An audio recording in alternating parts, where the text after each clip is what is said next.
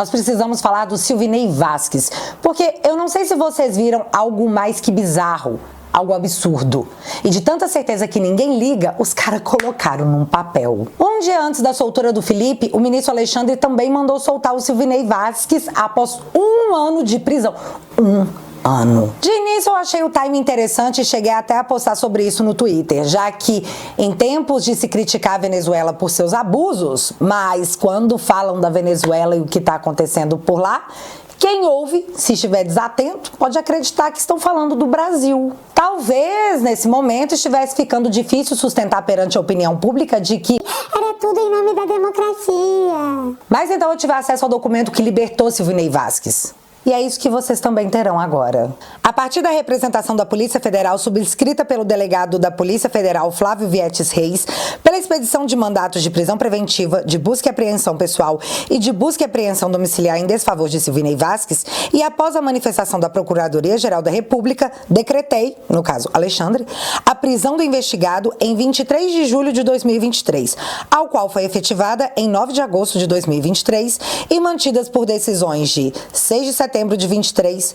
17 de dezembro de 23, 5 de abril de 24, 3 de maio de 24 e 20 de junho de 24.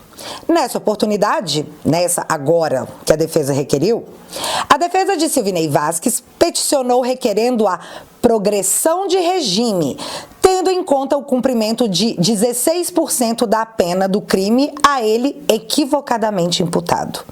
Sustentou que a imputação lançada contra o requerente possui 3 anos de pena mínima, razão pela qual, não havendo circunstâncias agravantes ou causa de aumento de pena, impõe concluir que o jurisdicionado já possui direito à progressão de regime.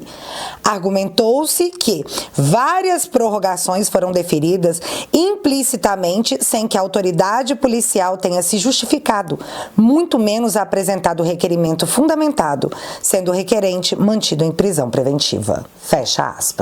Beleza, agora eu vou explicar o que esse documento está dizendo. Silvinei estava preso preventivamente há 1 ano sem ter sido julgado. O crime que o Ministério Público, de forma equivocada, segundo a defesa, o imputou, teria pena mínima de 3 anos caso ele fosse condenado. Porém, como ele estava preso preventivamente há 1 ano, ele já teria cumprido 1/3 da pena e deveria, caso tivesse sido julgado, ser colocado em liberdade. O Estado prendeu o Silvinei de forma preventiva. Ele cumpriu pena por 1 ano sem julgamento. E agora, pode ir, Silvinei. Se você tivesse sido condenado, o tempo que nós te mantivemos na cadeia seria o tempo que você cumpriria a pena. Mas vai com Deus, viu? Tudo de bom. A Suprema Corte desse país revogou a prisão após segunda instância, que é quando um órgão colegiado não tem mais dúvida sobre a materialidade do caso e, assim sendo, soltaram o Dilma. Mas no caso do Silvinei, ele pôde ficar preso por 1 ano sem sequer ter sido julgado. O cara cumpriu pena por um crime ao qual ele não foi sentenciado, num país que proíbe prisão até que se tenha o trânsito em julgado. E aqui eu vou comentar, só por esporte mesmo, uma outra ilegalidade. O Silvinei Vasquez não tem foro privilegiado.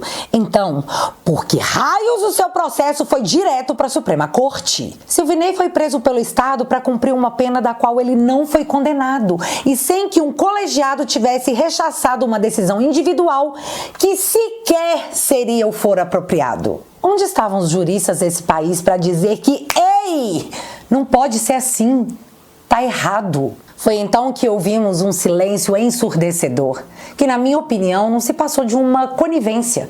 Afinal, Felipe Martins era aliado do Bolsonaro, Silvinei Vasquez era aliado do Bolsonaro.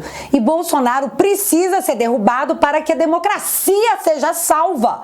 Por mais que tenhamos que violar a democracia para isso. Desculpa, isso não é, na minha opinião, Estado democrático de direito.